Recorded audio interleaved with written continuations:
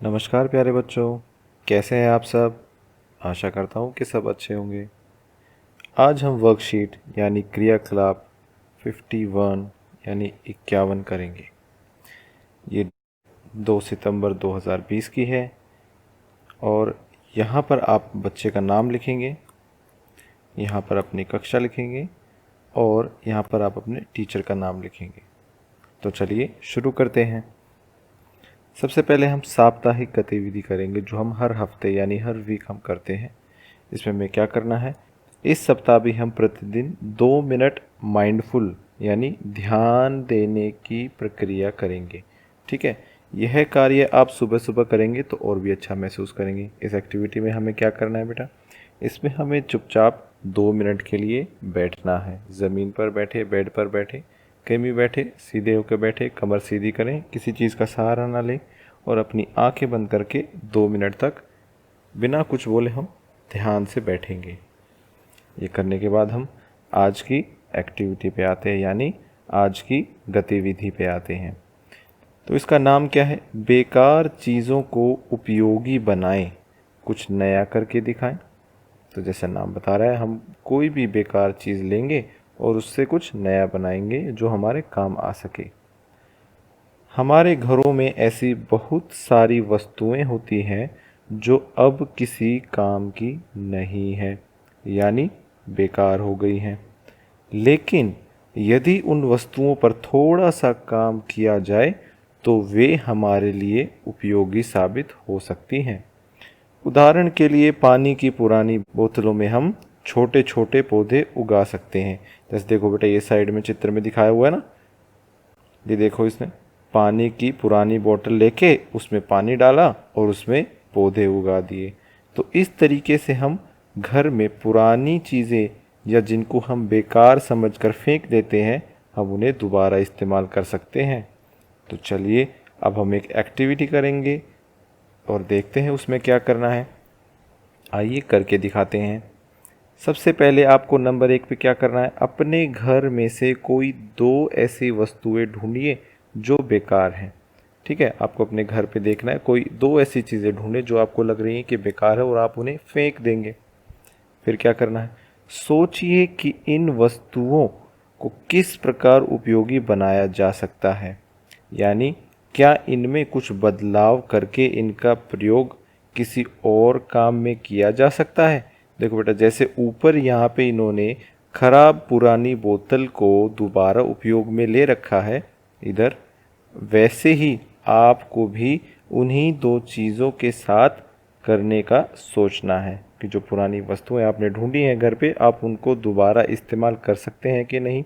उदाहरण के तौर पर मैं आपको कुछ चीज़ें अभी दिखाता हूँ। जैसे ये देखिए,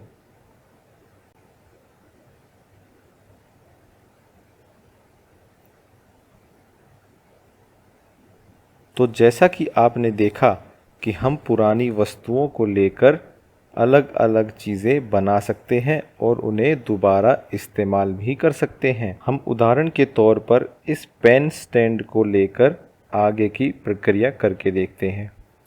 चलिए नंबर 3 पर आते हैं। ऐसा करने के लिए हमें क्या क्या करना पड़ेगा। तो उदाहरण के तौर पर हम ये पेन स्टैंड लेके चलते हैं। अब देखो इसमें क्या क्या लगा हुआ है, इसमें एक पुरानी बोतल लगी हुई है और कुछ कागज़ के टुकड़े हैं।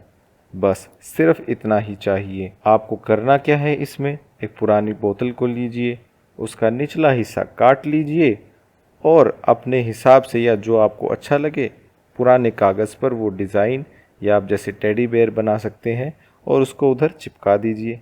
बस इतना आसान है ये सब, और उसको आप फिर एक पेन स्टैंड की तरह यूज़ कर सकते हैं। चलिए आगे देखते हैं।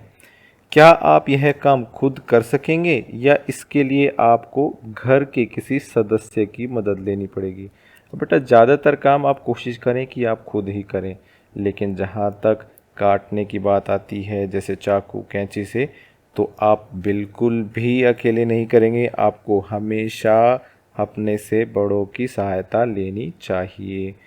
ठीक है, आइए आगे देखते हैं। बताइए कि आपने कौन कौन सी वस्तुएं ली और अब आप उनसे कौन कौन सी उपयोगी वस्तुएं बनाने जा रहे हैं।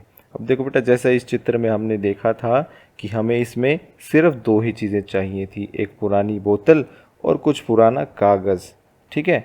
और उसके साथ साथ आप छोटी मोटी चीज़ें जैसे स्केच मार्कर, कलर मार्कर या फेविकोल जैसी चीज़ें भी आप लिख सकते हैं।